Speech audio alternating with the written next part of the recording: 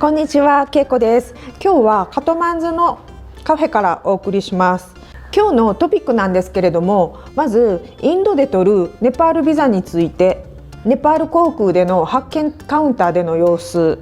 インド側の出国、ネパール側の入国と結構ね、何回か書類チェックがあったのでご紹介したいと思います。その後に空港内で買える SIM カード、カトマンズ内でのタクシーアプリについてもご紹介したいと思います。そして最後にです、先月分の出費についてもご案内したいと思います。ネパールビザについてなんですけれども、ワクチン接種を2回とも完了しているという証明書があれば、事前にオンラインで申請した後、国境でビザを受け取ることができます。国境っていうのは到着空港であったり、インドとネパールって数カ所陸路の国境があるのですが、私はですね、デリーにあるネパール大使館に行ってビザを発行してもらいました。ビザの品質の種類なんですけれども、90日間を選びまして、デリーにあるネパール大使館なので、現地通貨であるインドルピーで9340ルピーを払いました。一緒に行った友達はカードで払ってました。で、書類なんですけれどもね、念のためあらゆる書類を3部ずつコピーして持ってまして、ネパール大使館の人に言われたものをはいこれねって言って出しました。ただそのようにコピーしてなくても、例えば今時ってスマートフォンにデータを保存してるじゃないですか。ネパール大使館の E メールアドレスを教えてくれて、そこ宛てに書類を添付するっていうのもできました。ただそれって結構手間は手間じゃないですか。いつもよりは人が少なかったんだと思うんですけど、その日ネパールビザを申請したのって私たちだけだったんですよ。暇といえば暇だからけど、プリントアウトして持って行った方が業務がスムーズに進むんじゃないかなって思いました。ネパール航空っていうのを使ったんですけれども、ネパール航空のカウンターに並んでいる時に一度持っている書類のチェックがありました。必要書類がなければその時点で省かれます。その後発券カウンターに行くんですけれども、いつも通りの発券手続き以外に市場係員の人がスマートフォンでもう一度書類を写真を撮ってっていうのを全ての乗客に対してしていたので、いつもよりも業務が増えて大変だなっていうのは感じました。その後は出国手続き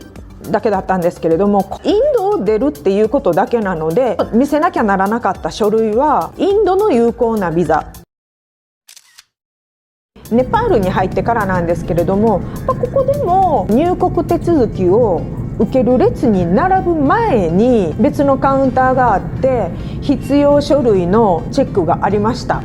ワクチン2回接種済みの人とそうじゃない人って必要書類は違うわけですけれども、それぞれに対応して確認してくださいました。入国審査にの列に並んだんですけれども、追加で聞かれたのが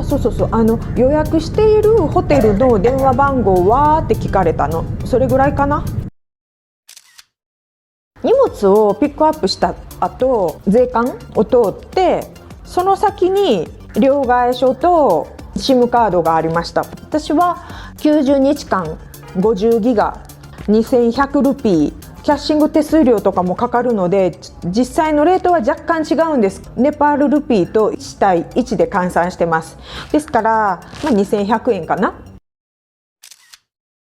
空港からタクシーなんですけれども、プリペイドタクシーもあるし、事前にこれぐらいの金額かなって分かっておけば、その金額で交渉すると大抵いけると思います。私は1台で700ルピー払いました。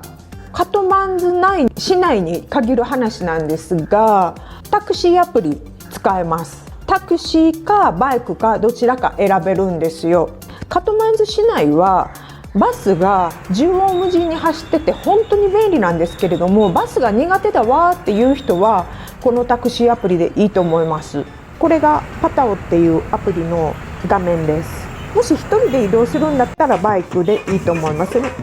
えばですね、今私がいるところから空港までだといくらかなっていうのを知りたいときはカーのところをクリックします。でこれがですね、私が今いるところなんここにピン立てます。バイクだと125円です。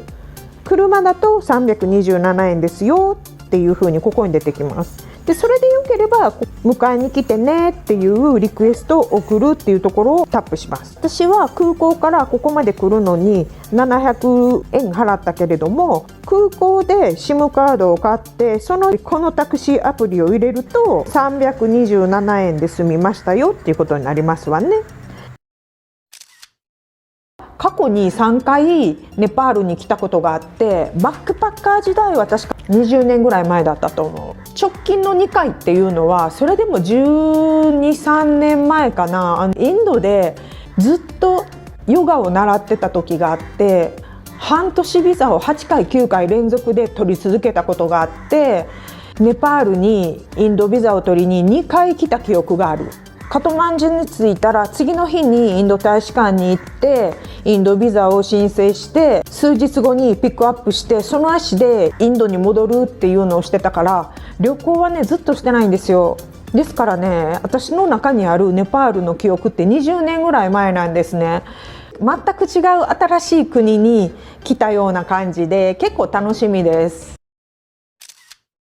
11月は飛行機代がデリーからカトマンズまでの片道で16,400円と、リシケシから1時間ぐらいタクシーで行った後のハリドワールっていう駅からニューデリーの駅までの2等列車の1,500円。ほとんど毎日晩ご飯は外食だったので1万円超えてます。ヨガ関連で5,000、ヨガのレッスン代の他にも自主トレ用にということでブロック1個とストラップ2本を買ったので5,160円。医療費なんですけれども、ネパールにも売ってるって言われたんですけれども、ずっと虫下しの薬で50錠買いました。3,400円。これ商品名は言わない方がいいのかな。アイルベーダーのお医者さんに1時間半ほどカウンセリングしてもらって800円でした。喘息の薬も買いました。合計で5,500円。その他細かい内訳に関しまして、もし概要欄の方に書いておきますのでご覧ください。本日もご視聴いただきありがとうございました。次回以降はカトマンズ市内の観光の案内となります。ではまたね。